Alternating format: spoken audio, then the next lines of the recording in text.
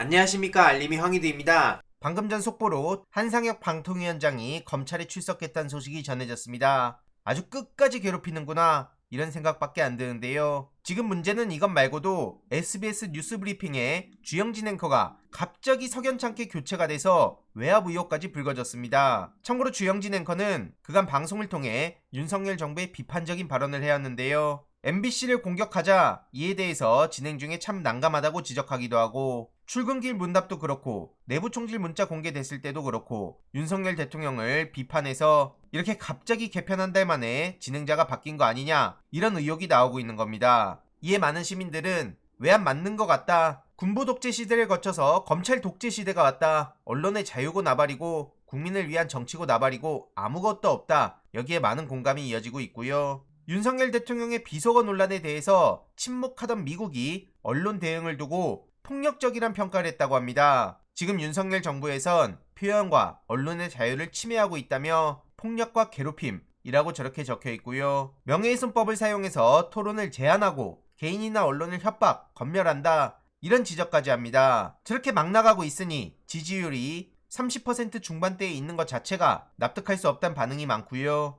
윤석열 대통령이 사과 수십 번 했다, 이런 망언을 해서 일본에서도 깜짝 놀랐다고 합니다. 이런 한국 대통령은 처음이다 이러는데, 대통령부터가 저 모양이니 세종시 일장기 목사라는 사람도 나와서 실컷 어그로 끌고 여기저기서 다 튀어나오는데, 심지어 저 사람은 윤석열 감사장까지 받았다는 사실이 전해져서 더더욱 많은 비판을 불러왔습니다. 이런 이에 대해서도 일본이 놀랄 수밖에 없지 않냐, 역대 대통령도 저렇게 당당하게 못했는데 대놓고 친일 매국 행위를 하면서 대법원 판결도 부정하고 인권도 무시하고 무역 문제도 뭉개고 정말 부끄럽단 반응이 쏟아지고 있습니다. 국민의힘 지지율도 당연히 영향을 받을 수밖에 없는데요. 최근 김지현 씨의 5.18 망언도 영향을 줬다는 분석이 나오자 김기현 대표는 그거는 주 요인이 아니다, 청년 수도권 민심 얻기에 집중하겠다, 이런 입장을 전하고 있는데요. 여기서도 순수하게 개인적인 발언이었다면서 김재원 망언을 쉴드칩니다. 수석 최고위원이 개인적 발언이라고 저렇게 넘어가는 게 말이 되냐고요. 어쨌든 MZ 지지율 하락에 국민의힘도 빨간불이 들어왔다, 이런 평가가 나오며 20대 지지율이 10%대인 조사도 나왔다, 이런 비판들이 계속 나오고 있고요. 오죽하면 조선일보에서조차 청년 지지율 추락, 도로 청년 외면당, 이렇게 비판하고 나섰습니다. 그런데 조선일보가 저런 식으로 태세 전환하는 것도 참 코미디란 생각이 드는데요. 어쨌든 근로시간 유연화도 누더기 됐다는 평가가 나오며 대통령 첫 노동개혁 과제가 갈피도 못 잡고 있다, 대통령실이 대통령의 발언을 반박하고 서로 치고받고 한다는 지적도 나올 수밖에 없고요. 고용노동부와 대통령실 간의 엇박자도 당연히 비판을 받을 수밖에 없죠. 아니, 살다 대통령이 대놓고 말을 했는데 그걸 개인적 생각이라고 넘어가려는 건 무슨 개념 속에서 나오는 얘기입니까? 어쨌든 이재명 대표는 주 69시간에 맞서 주 4.5일제를 꺼내왔고요. 이번 주 1일 저녁 9시 히도버스터에서 포괄임금제 폐지가 왜 이슈인가, 그리고 우원식 의원이 발의한 공짜노동금지법이 왜 중요한가, 이걸 좀 더 자세히 전해드리겠습니다. 지금 청년들 사이에선 뜨겁게 불타오르며 스노우볼이 굴러오고 있습니다. 아무튼 언론에선 20대 환심사려 하면서 여야의 주장을 다루고 있는데요.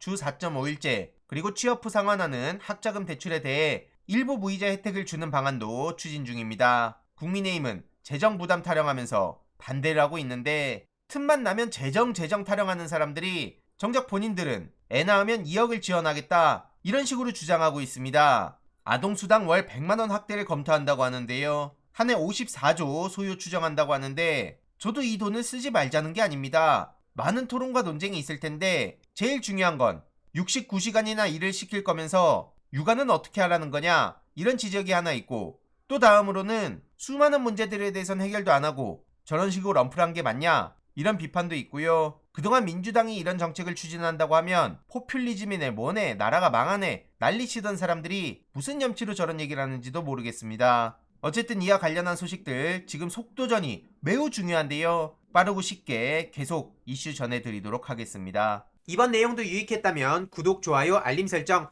멤버십 가입 정말 큰 힘이 된다는 점 말씀드리고 싶습니다. 주위에 널리 공유 부탁드립니다.